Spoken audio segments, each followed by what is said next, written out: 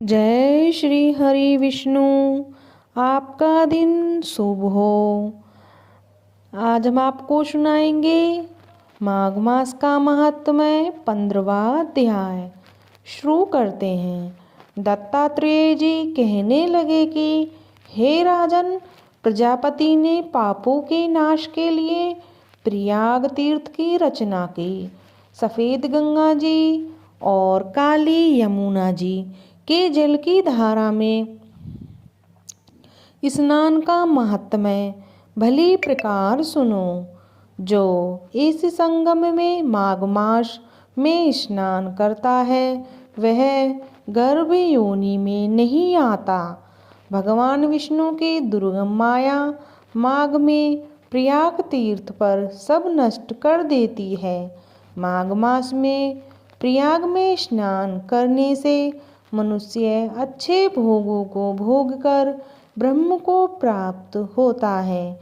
माघ मास तथा मकर के सूर्य में जो प्रयाग में स्नान करता है उसके पुण्यों की गिनती चित्रगुप्त भी नहीं कर सकता।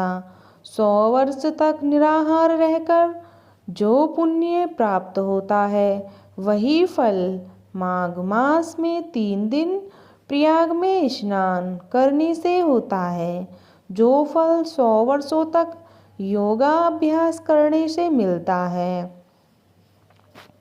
जैसे सर्प पुरानी कैचुली को छोड़कर नया रूप धारण कर लेता है, वैसे ही माघ मास में स्नान करने से मनुष्य पापों को छोड़कर स्वर्ग को प्राप्त होता है।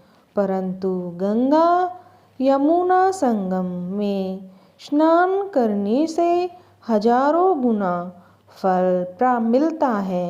हे राजन, जिसको अमृत कहते हैं वह यह त्रिवेणी ही है। ब्रह्म, शिव, रुद्र, आदित्य, मरुतगण, गंधर्व, लोकपाल, यक्ष, गुहमक, किन्नर, अणिमादि गुणों से सिद्ध तत्वज्ञानी ब्राह्मणी, पार्वती, लक्ष्मी, शची, नैना, दिति, अदिति, संपूर्ण देव पत्नियां तथा नागों की स्त्रियां, घृतांची, मेनका, उर्वशी, रंभा, तिलोत्तमा, अप्सरागण और सब पितर मनुष्यगण की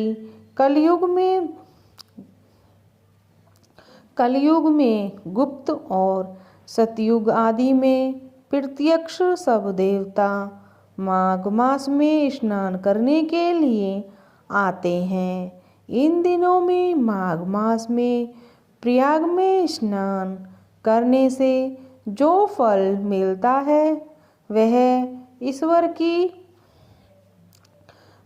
ईश्वर ही कह सकता है। मनुष्य में कहने की शक्ति नहीं है। हजारों अश्वमेघ यज्ञ करने से अब भी यह फल प्राप्त नहीं होता। पूर्व समय में कांचन मालिनी ने इस स्नान का फल राक्षस को दिया था और इससे वह पाप से मुक्त हो गया था। जय श्री हरि विष्णु।